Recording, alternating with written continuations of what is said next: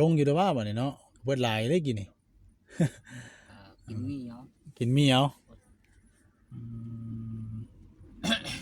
มีนี่กินจักฮ้อก็จะกินฮ้อหนึงอิ่มบ่ฮ้อหนึงพออยู่ท้องฮะพออยู่ท้องพออยู่ท้องคือบ่กินให้อิ่มโลดหรือว่ากินหลายไว้นะ กินหลายบ่ได้ แม่น โอ้อืมพออยู่ท้องแล้ววะเนาะพี่น้องเลยเออ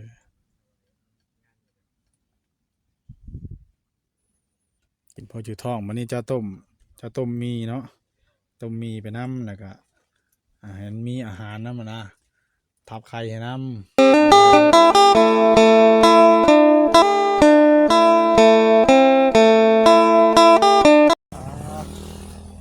มามื้อนี้มันแห้งแดดพี่น้องเลยเนาะกับทักทายสบายดีและสวัสดีเด้อพ่อแม่พี่น้อง FC กันเบิร์ดสู่คู่สู่คนเนาะป่าลุงว่าที่อยู่ใกล้อยู่ไกลพี่น้องเลยทั้งในและก็ต่างประเทศเนาะยินดีต้อนรับเข้าสู่ช่อง YouTube บ่าวบุญเผยชาแนลอีกแล้วมื้อนี้พี่น้องเลยเนาะ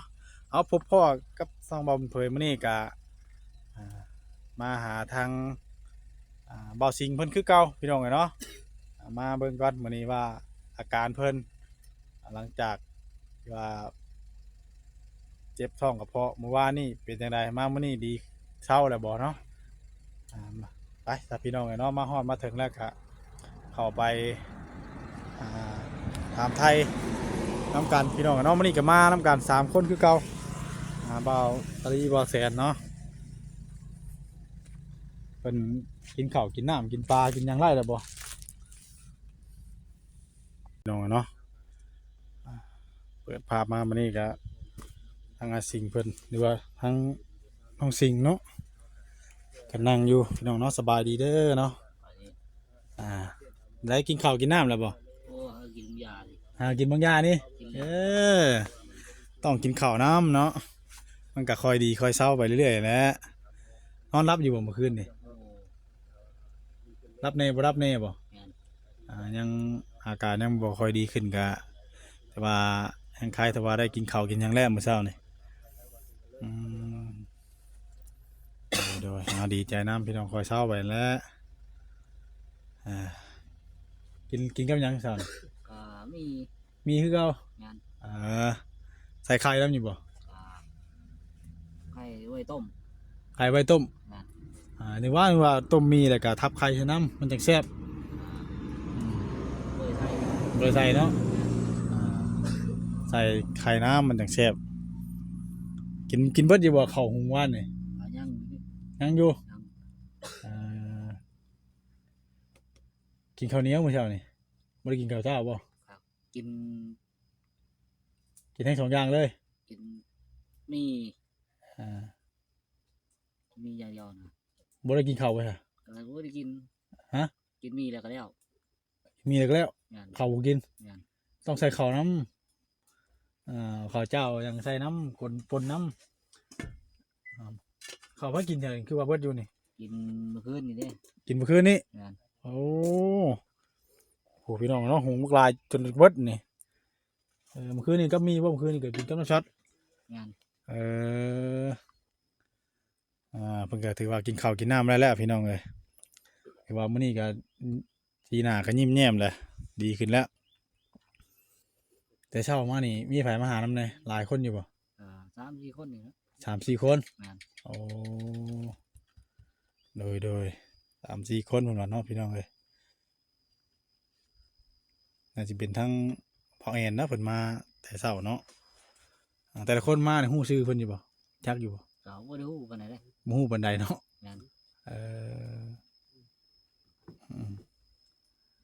แต่ว่ามันอยู่นี่มันเอาหนึ่งพี่น้องเนาะ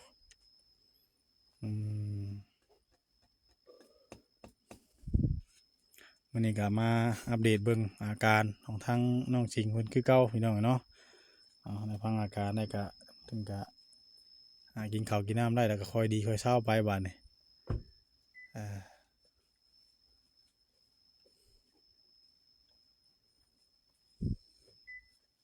ดีแล้วมื้อนี้พี่น้องเนาะฝนที่ตกบ่เนาะ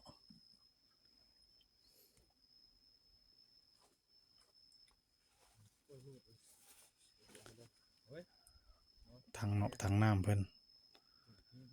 ไปหิวมีแต่ไปตักเอาน้องเนี่ยมาใส่เนาะ แม่น ล้างถ้วยล้างบวง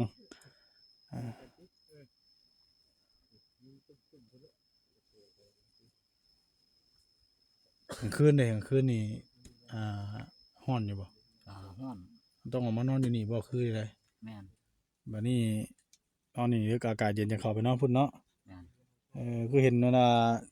หยังจูดนี่จูดอูดยุงอูดหยังบ่นี่ แม่น โอ้อูดยุงอ่าอูดยุงพี่น้องเอ้ยเนาะเป็นอะไรที่ดินเจ้าตอนที่ไปชื่อหยังเจ้าไปเห็นอยู่บ่ไปเบิ่งอยู่บ่ ที่ดิน ดินบนเจ้าเพิ่นไว้ที่ชื่อให้เจ้าอะนะอยู่ไส นี่เห็นแล้วยังได้ตัวนั้นล่ะ หึ เห็นแล้วตัวนี้น่ะ ตัวนี้เห็นแล้วบัดนี้ถ้ามามีหม้องอื่นบ่ทางนั้นน่ะเจ้าสิไปอยู่ได้บ่บัดนี้หรือว่าเจ้าดึงแถวนั้นบ่เคยไปบ่แถวน่ะ เบิ่งซะก่อนน่ะนะ เบิ่งซะก่อน แม่น อันยันมาไปบ่มีหมู่มีหยังก็บ่ยันบ่อยู่บ่ได้อีหยังซี่นะแต่ว่านี่มันแบบใกล้เนาะมันเป็นถิ่นเฮานะว่าถิ่นไปถิ่นมันเฮาอะไรก็แต่ต้องเบิ่งก่อนเนาะ แม่น คือว่าทางบ่แซนเพิ่นก็มาแจ้งข่าวดีอยู่เมื่อวานนี่มีเพิ่มมาเท่าไหร่เมื่อวานเอามาแจ้งมาเท่าไหร่เพิ่มเท่าไหร่จำได้อยู่บ่ไล่เท่าไหร่แล้วเดี๋ยวนี้เพิ่นมาแจ้งว่าไล่เท่าไหร่แล้วรวม 30,000 30,000 แม่น โอ้ดินน่ะจักหมื่นบัดนี้ กิน53,000 53,000 แม่น โอ้ยังอีก20,000ปลายเนาะ แม่น พี่น้องเนาะใกล้แล้วล่ะ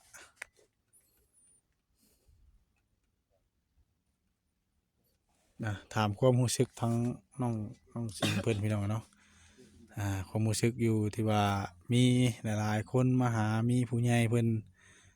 ซอยทุกสิ่งทุกอย่างที่เป็นได้ดีใจบ่ภูมิใจอยู่บ่ตื่นเต้นอยู่ฮะ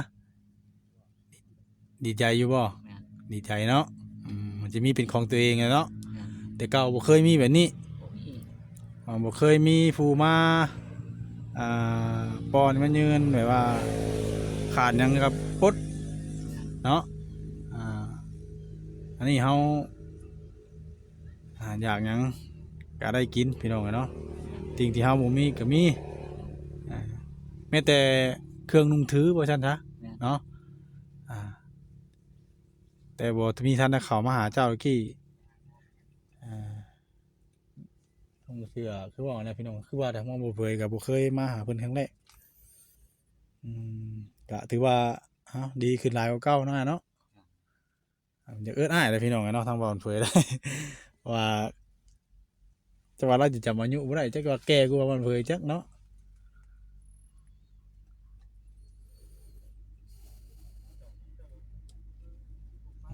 ดีขึ้นหลายพี่น้องเนาะเราว่าดีขึ้นหลายแบบคือเฮามาอยู่นี่แหละแบบแตกต่างไปได้ต่างแบบมาเบิ่งสวนอ้อยเพิ่นบ่คือไปได้ เพิ่นจ้าง เพิ่นจ้างไปได้ เป็นแต่ละเดือน เดือนหนึงเท่าไหร่บาท เดือนละ700,000เดือนไป เดือนหนึง700,000 แม่น เฮาอยู่นี่ได้เฮ็ดหยังนำแหน่ เบิ่งงัวนี่นะเราเบิ่งงัวยันงัวเขา อ๋ออย่างงัวเข้า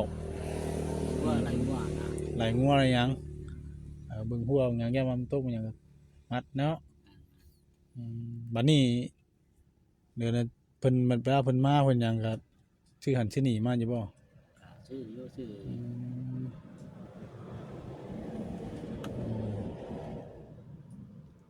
เพิ่นมาเรื่อยอยู่บ่ล่ะบัดนี้ หึงจะออกมานะ เพิ่นก็เป็นคนในบ้านนี่ล่ะบ่หรือว่าอยู่ไส เพิ่นอยู่สวรรค์พุ่น อยู่สวรรค์อ๋ออยู่สวรรค์เนาะโดนมาเทื่อนึงก่อนเนาะ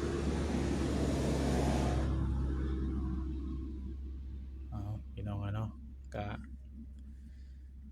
ในหลายตอนนี้ยังแบบไรในท้องอย่างเฮายังเป็นแบบไรรู้สึกแบบไรยังเมื่อยอยู่บ่ ก็ยังเมื่อย ยังเมื่อยอยู่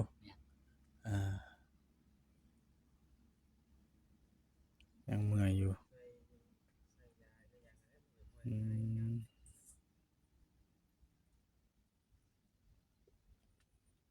แต่ว่าเขาก็พักผ่อนน้ำนี่แหล้วเนาะเอากำลังแต่ว่ามื้อนี้ก็ยังว่าไข้ขึ้นกว่าเก่ากินข้าวกินหยังแล้วกินข้าวลงอยู่เด้อว่าบัดนี้เนาะเบิดหลายเลยกินนี่ กินมีเนาะ กินมีเอาอืมมีนี่กินจักฮ้อก็จะกินฮ้อหนึงอิ่มบ่ฮ้อหนึง พออยู่ท้อง ฮะ พออยู่ท้อง พออยู่ท้อง เนี่ย คือบ่กินให้อิ่มโลด หรือว่ากินหลายไว้นะ กินหลายบ่ได้ เนี่ย โอ้พออยู่ท้องแล้ววะเนาะพี่น้องเอ้ยเออ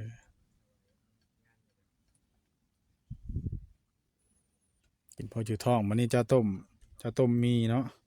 ต้มมีไปนำแล้วก็เห็นมีอาหารนำนะทับไข่ให้นำแล้วก็มาตักถ้วยมาเอาข้าวเจ้านี่ก็จานใช่ก็กินข้าวไปนำมันก็ผสมร่วมกันเด้อกินง่ายมีข้าวมีไข่หยังอยู่ร่วมกันน่ะเด้อต้มมี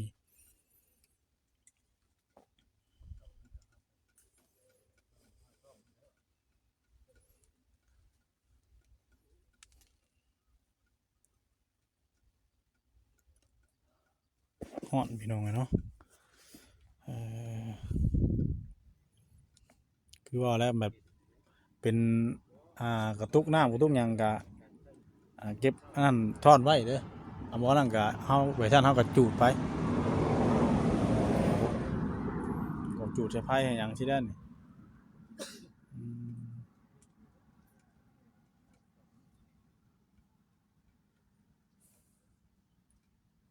เอาแหน่หน่อยหนึงเด้อพี่น้องเอ้ยเนาะอาบน้ำได้บ่มื้อนี้ ก็อาบแต่ว่านี่บ่ฮะ อาบ7 โมง 7 โมง แม่น 7 โมงเช้านี่บ่ แม่น เออตื่นมาเช้าน่ะอาบน้ำ แม่น สระผมสระหัวเนาะ แม่น อ่าซื้อมาครบแล้วแฟบพริบตบเครื่องไว้เออเอาแต่7 โมงแล้ววะเข้าแล้วกันมันเข้าเย็นแต่ว่านี่มันจังนี่ ข้าวเย็น ฮะเข้าเย็นแต่ว่านี่บ่บ่ได้นึ่งเช้าเนาะ เพราะว่ากินข้าวหุงเนาะเออกินข้าวหุงพี่น้องเลยพี่น้องเนาะถามความรู้สึกแล้วเราตื่นเต้นไปสักอย่างวานนี่โทรศัพท์กับฮ้อนพี่น้องเนาะอยู่นี่มันฮ้อนอ้าวกับเทียตัดอยู่พี่น้องเลยก็ถือว่าดีขึ้นหลายกว่าเก่าอยู่พี่น้องเนาะทั้งอาการของทั้งน้องสิงห์มันก็ดีใจนํเนาะมันก็กินข้าวกินหยังแล้วพี่น้องเลยก็เฮาก็สิได้ขอตัวจบคลิปแล้วพี่น้องเนาะโทรศัพท์ก็ฮ้อนบาดนี้ถามไทยทั้งว่าสิงห์เพิ่นเนาะเป็นจังไดคือเขาต้องมัดเพตลอดเจ้านี่ ก็มัดผ้าเข้ามาเนี่ย มาพาเขามาบ่ แม่น เออเฮาเวลาเฮามานั่งซี่เฮาต้องได้มัดมันเคยเนาะว่าเนาะเฮาสิ้นเนาะเออเอาพี่น้องเนาะถามไทยเพิ่นได้ก็ได้ขอตัวจบคลิปแล้วบัดนี้สบายดีเด้อทางไอ้สิงห์เด้อเนาะน้องสิงห์เช้าไวๆอากาศมันร้อนโทรศัพท์ร้อนพี่น้องเนาะเที่ยวตัดเที่ยวต่ออยู่ทางวางเพิ่นก็ได้ไปสำหรับคลิปนี้ก็จะได้ขอตัวจบคลิปแล้วเนาะพบกันคลิปหน้าคลิปต่อไปพี่น้องเอ้ยผิดพลาดประการใดกราบขอผิดพลาดประการใดกราบขอโทษขออภัยเด้อเนาะไปพบกันคลิปหน้าคลิปต่อไปเด้อพี่น้องเอ้ยสบายดี